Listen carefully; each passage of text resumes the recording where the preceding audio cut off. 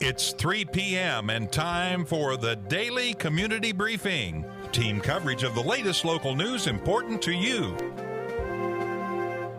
Now let's head to the Wallingford Broadcasting Studios for the Daily Community Briefing.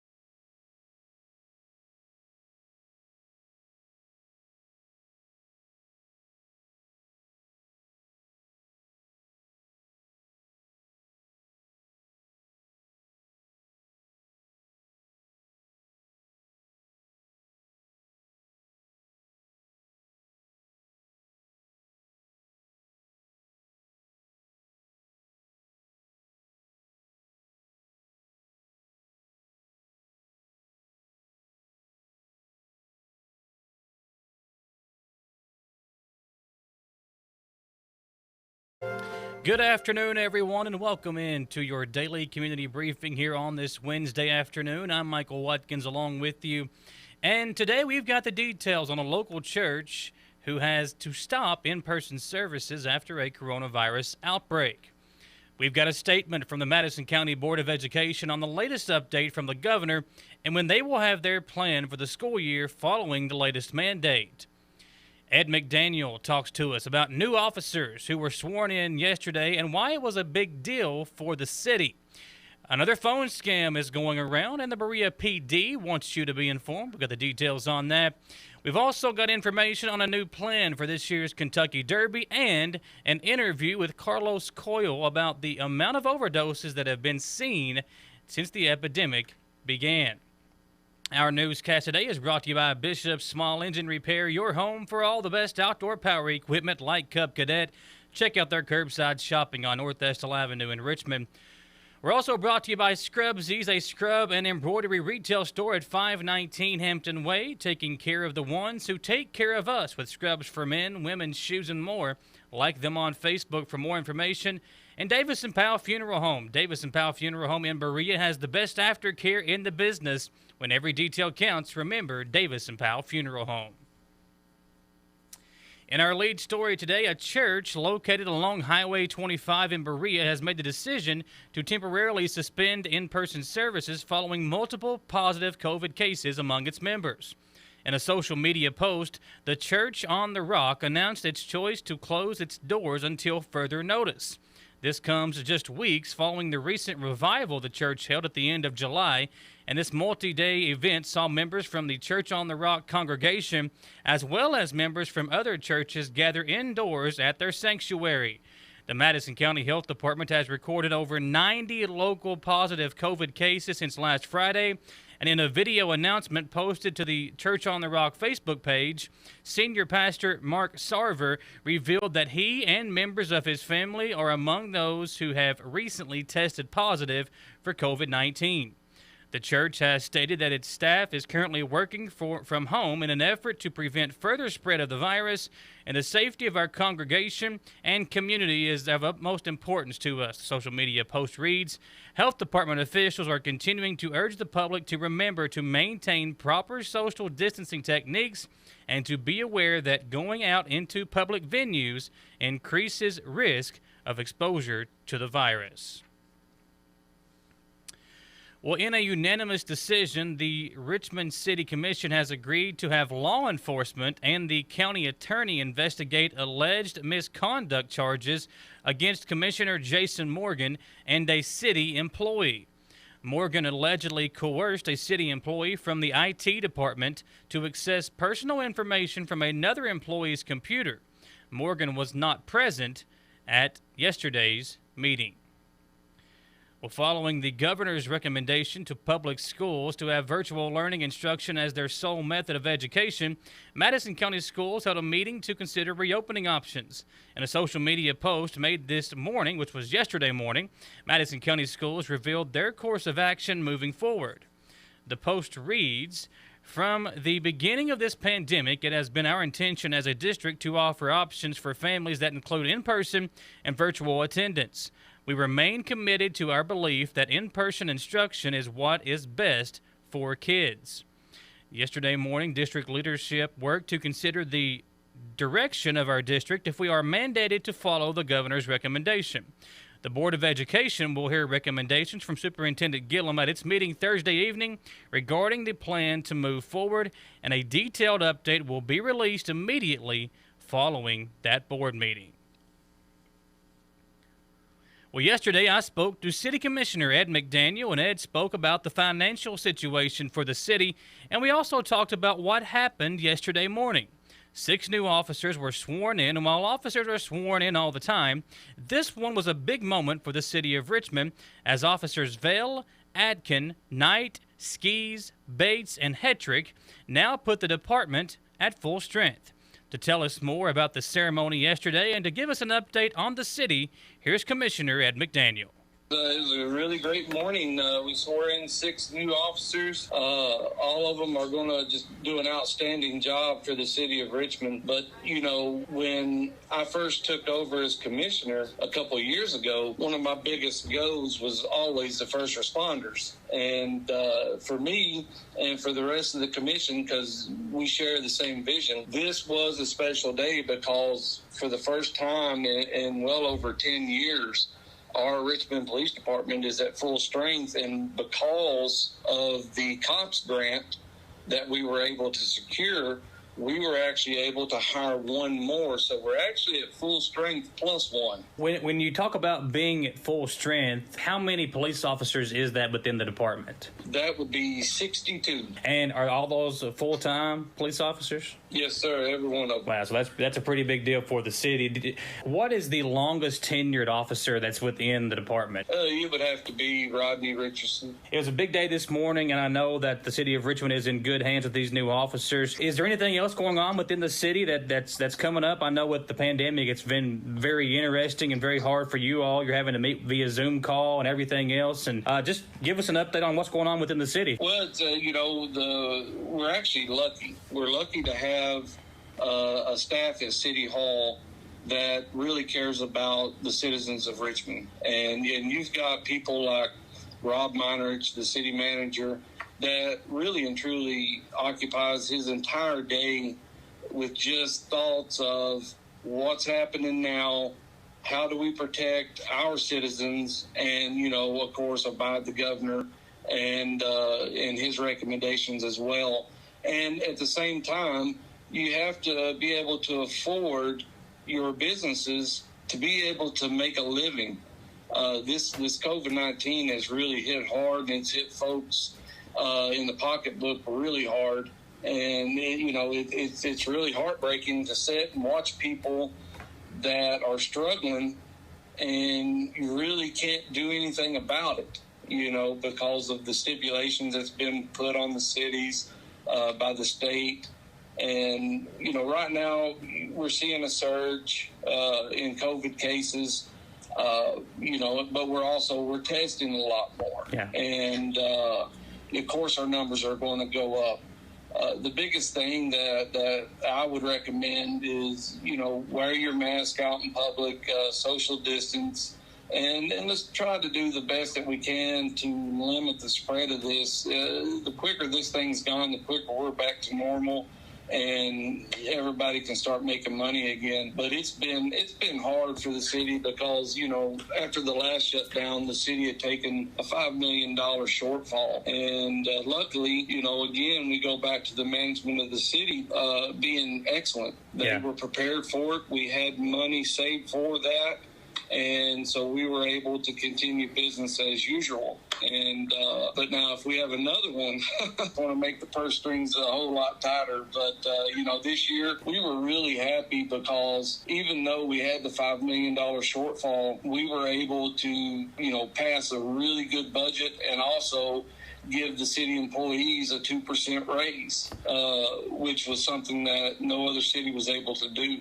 And, again, that's a testament to the people that we have working for the city and working for the community. For WBON TV 9 News, I'm Michael Watkins. And on those Zoom calls for the City of Richmond Commission and with Mayor Blythe and Rob Meinerich, you can actually watch those up on the City of Richmond Facebook page.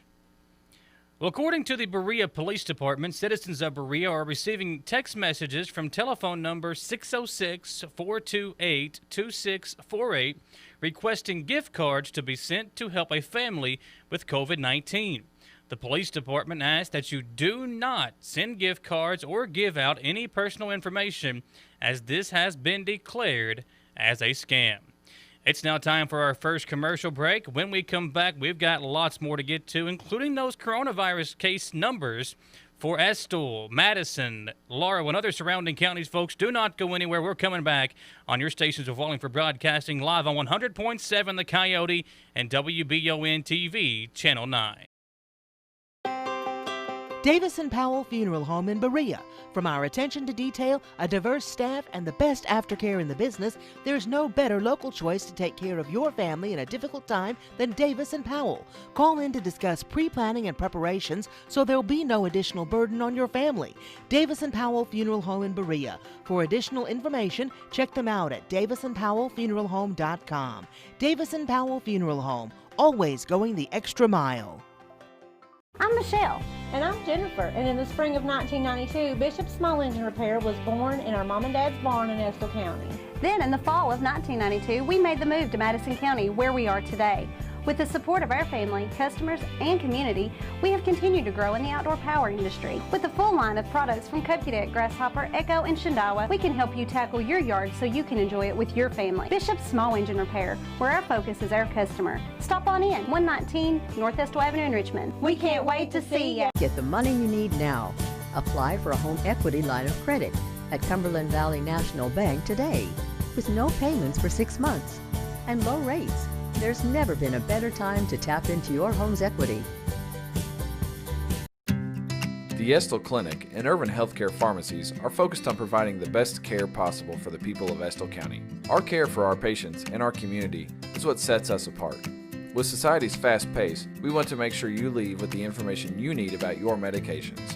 With the knowledge and experience of John, Ryan, and Janet, you are guaranteed excellent service, whether you're in the store or pulling through the drive-thru. Taking care of the people of Estill County is our #1 priority. So stop in or give us a call to become a part of our community. The Habitat Restores of Clark and Madison County are back open and accepting donations at both locations. The donations help to build homes for someone in need in your community. If you'd like to schedule a pickup, just contact the store closest to you. Donate, shop, or volunteer with the Habitat for Humanity of Clark and Madison County. Law enforcement is under attack in our very own United States of America. With everything that's happening, your friends at WCYO thinks it's time to say thank you to local law enforcement and first responders and show them how much we recognize and appreciate all they do. WCYO supports men and women of law enforcement and is announcing the LEAD initiative. LEAD, that's Law Enforcement Appreciation Day. On Friday, August 14th, a day to show our respect and appreciation to those whose job is to protect our community by fighting and preventing crime, as well as maintaining law and order. Law enforcement keeps the streets of our community safe, improves the overall quality of life of citizens, and cares about making it better. Please join us in the LEAD, Law Enforcement Appreciation Day, by doing something today to show appreciation for our local members of law enforcement and our first responders. The LEAD initiative, proudly sponsored by 100.7, The Coyote. When you need professional assistance, White & Associates Certified Public Accountants and Consultants of Richmond can help you, providing professional services to individuals, small business, self-employed proprietors, corporations, municipal, governmental, and not-for-profit organizations. White & Associates provides individualized services for taxes, audits, business startup, consulting, financial services, payroll, and bookkeeping. Visit the website for more information and to see the local testimonials. White & Associates, PSC, 1407 Lexington Road, Richmond. It's here, a place to get scrubs in Richmond without having to make the drive out of town. SCRUBSIES is a scrub and embroidery retail store at 519 Hampton Way, Suite 2 in Richmond, with brands like Grey's Anatomy, Cherokee, Skechers, and the very popular Healing Hands brand. SCRUBSIES also has scrubs for men. They have shoes, and they can also embroider your scrubs with your name or company. Nurses have been at the forefront of the coronavirus pandemic, and SCRUBSIES wants to help take care of the ones who take care of us. Like them on Facebook for more information. Community briefing here on this Wednesday. Michael Watkins, glad to have you along on 100.7 The Coyote and WBON TV Channel 9. Our newscast brought to you by Davis & Powell Funeral Home in Berea. They have the best aftercare in the business. When every detail counts, remember Davis & Powell Funeral Home. Affordable Service Solutions, heating and air. When your AC stops cooling, call Brian with Affordable Service Solutions at 859-779-0122. And Bluegrass Marble and Granite of Richmond at 635 and a half Big Hill Avenue. Bluegrass Marble and Granite can take care of all your remodels or fabrication needs. Well, during the pandemic, there has been a marked increase in the amount of overdoses that Madison County EMS has had to respond to. WBON TV spoke to EMS Director Carlos Coyle, who broke down the numbers and also elaborated on what other calls they have seen more frequently in the COVID-19 times. With that story, here's Marissa Hempel. We haven't checked in a while and was wondering, as I have heard, there has been an increase in overdoses recently that EMS has had to respond to here in Madison County. Do you care to elaborate on this? There has certainly been an increase, specifically since the onset of the COVID-19. As we talked about earlier, we saw a marked increase from the 30-day interval between April 15th and May 15th, where we saw a 125% increase in Narcan usage by EMS as compared to the same time period of 2019. Now, is this because Narcan is more readily available by private citizens instead of just being supplied by EMS? That number is just the Narcan that was administered by EMS. So we are starting to see more Narcan usage in the public setting prior to our arrival. We've seen more of that lately than we've seen in prior months. What other kinds of calls have you noticed looking at the data that EMS has responded to? Well, just to follow up on our overdoses and looking at 2019 and 2020 for the first 6 months, obviously January through June, we're 38% up overall compared to the same time frame last year. But a lot of the other associated kind of spin-off problems of the opioid epidemic or the drug epidemic, since we're seeing meth a lot again as well, domestic violence, assaults, psychiatric emergencies and things like that. Seems to be a lot of depression, and some of that's probably COVID-19 related, where a lot of people are more isolated than they've ever been. So people with the addiction problem, that certainly impacts that more severely. I mean, you mentioned the isolation, but what do you think is the main reason that this is tied to the COVID epidemic? Because I would think people are not working, maybe they wouldn't have money to get more drugs and then overdose, but I guess that's not the case from what you're seeing, correct? Right. I mean, the numbers, are certainly have trended upward. I think there's multiple factors that go into it, and a lot of folks are probably not working. A lot of folks who are probably suffering with addiction, may not be able to get in to see their counselor and that sort of thing. And a lot of those things were being done by Zoom meetings, and everybody may not have the ability to have that technology, so they may be missing some of their counseling sessions. Some of their group sessions are probably no longer helping. But I think if you talk to the mental health workers in our area or any area, it's really tough times for them trying to keep up with their clients and trying to keep them involved and engaged. Sure. So moving forward, what are you all at EMS doing to maintain that you guys are still making calls, still keeping people safe as much as possible? Right. And, our response has not changed any. Obviously, with all of our patient contacts, we're wearing varying levels of PPE based on the information we received for dispatch about the potential of COVID-19, the patient having it or somebody in the response house or place that we're going that could have it. Other than that, we've really not changed a lot. We do obviously take more precautions due to the COVID-19, and a lot of times it's difficult to do any screening on those folks prior or upon initial contact because they're unresponsive. We can't get any information about, potential positive tests, signs, symptoms, and that kind of thing. For more stories just like this, always stay tuned right here to Wallingford Broadcasting Stations and WBON TV. For Channel 9 News, I'm Marissa Hempel. Thanks, Marissa, for that story. The Kentucky Derby announced a detailed update to their plan for this year's running.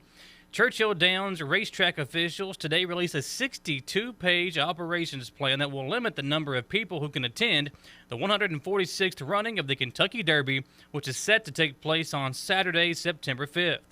The plan is now in place to limit attendance to less than 14% of total capacity from the 2015 attendance record. There will be no general admission this year, and Churchill Downs stated in the late June that general admission would be limited to the 26-acre infield. However, given current circumstances, pre-purchased general admission tickets will be refunded and the infield will be closed. Reserved seating will be limited to a maximum of 40% occupancy. Also, standing room only or walk-around tickets have been eliminated.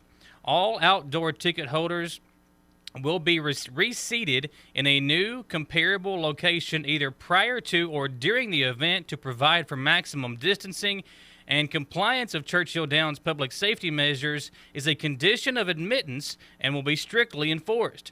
Offenders will receive a warning. Repeat offenders will be escorted from the property. The complete safety operations plan can be viewed online at KentuckyDerby.com/Derby Safety Plan. Well, Secretary of State Michael Adams has unveiled an easy way for Kentucky voters to register as poll workers for November's general election. The poll worker volunteer portal is now available at GoVoteKentucky.com. The portal passes an application on to the volunteer's county clerk, who then will contact the volunteer.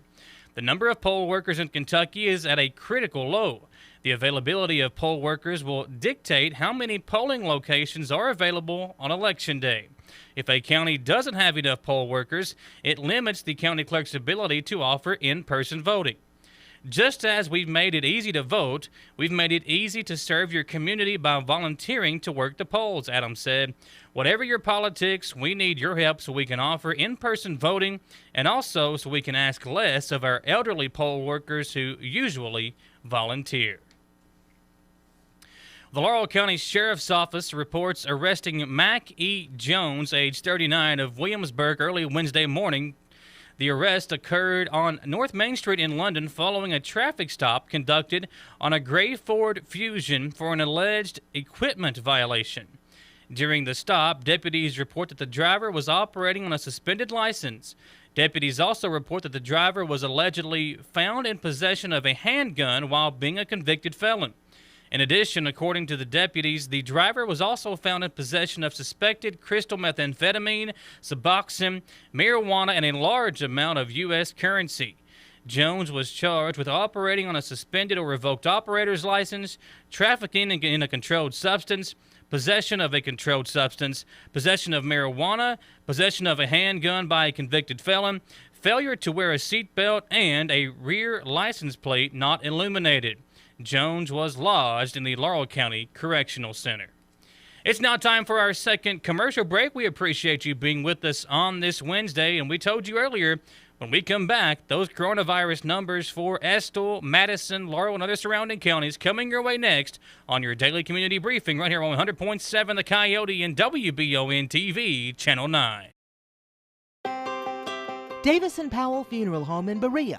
From our attention to detail, a diverse staff, and the best aftercare in the business, there's no better local choice to take care of your family in a difficult time than Davis & Powell. Call in to discuss pre-planning and preparations so there'll be no additional burden on your family. Davis & Powell Funeral Home in Berea. For additional information, check them out at davisandpowellfuneralhome.com. Davis & Powell Funeral Home, always going the extra mile. I'm Michelle. And I'm Jennifer. And in the spring of 1992, Bishop Small Engine Repair was born in our mom and dad's barn in Estill County. Then in the fall of 1992, we made the move to Madison County, where we are today.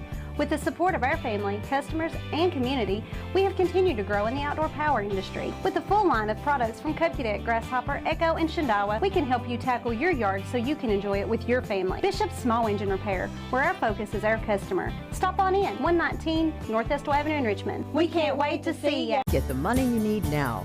Apply for a home equity line of credit at Cumberland Valley National Bank today, with no payments for 6 months and low rates. There's never been a better time to tap into your home's equity.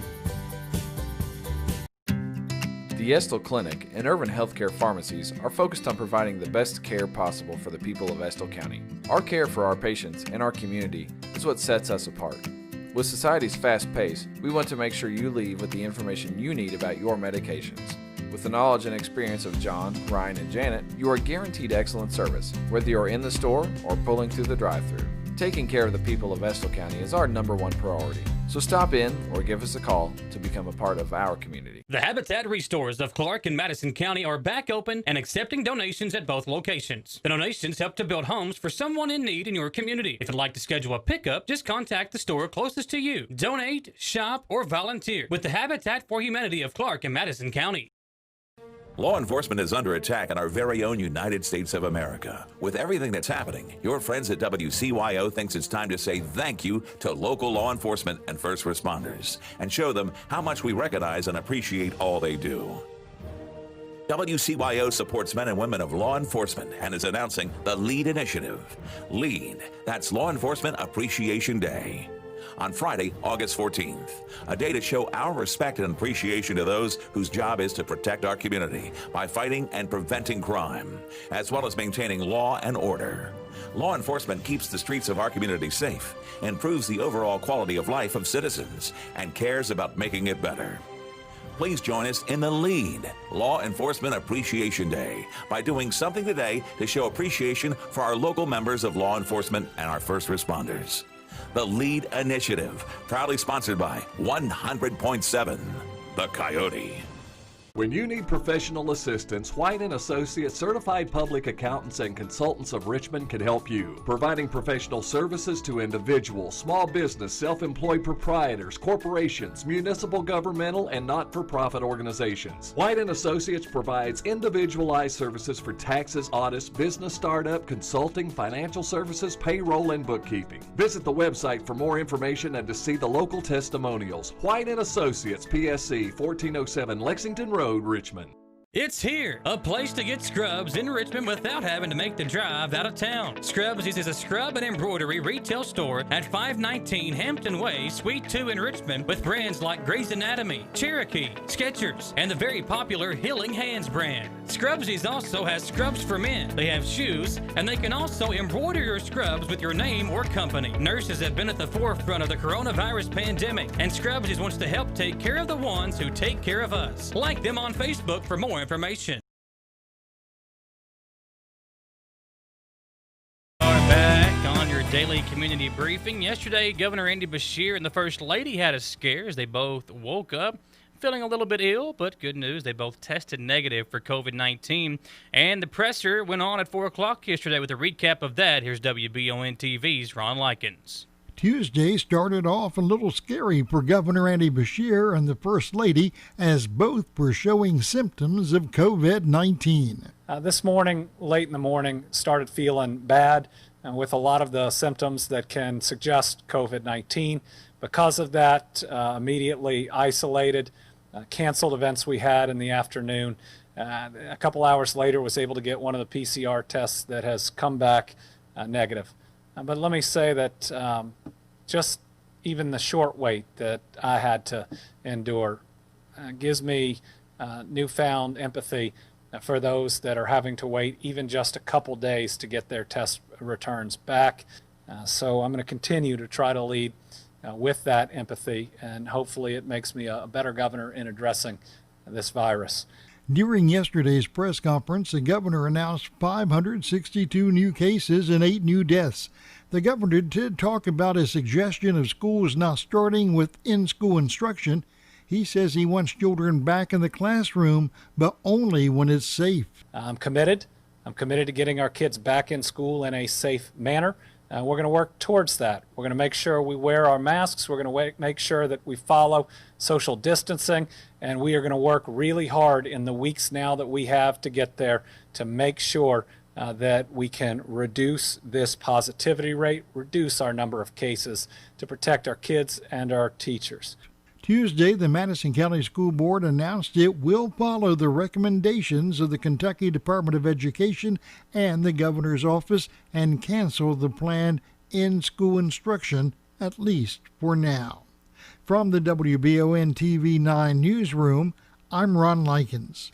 Thanks, Ron. And in Madison County yesterday, 37 new cases were reported, and that puts the county total up over 800 now, with 803 total cases. Good news is we have 378 recovered.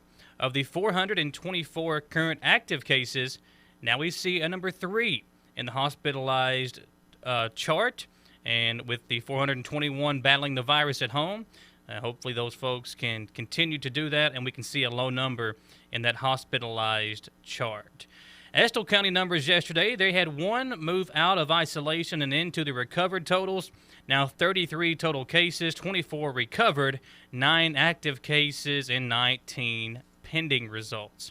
In Laurel County yesterday, the county total now up to 442 total cases. They have performed over 10,000 total tests over there in Laurel County. And in the Cumberland Valley Health District, there are 4 active cases in Rockcastle, 9 active cases in Jackson County, and 55 active cases in Clay County. The total number of cases for the Cumberland Valley Health District is now up to 414. That will do it for us today. We appreciate you being with us on this Wednesday. We'll be right back here, same time, same place tomorrow for your daily community briefing on 100.7 The Coyote and WBON TV, Channel 9.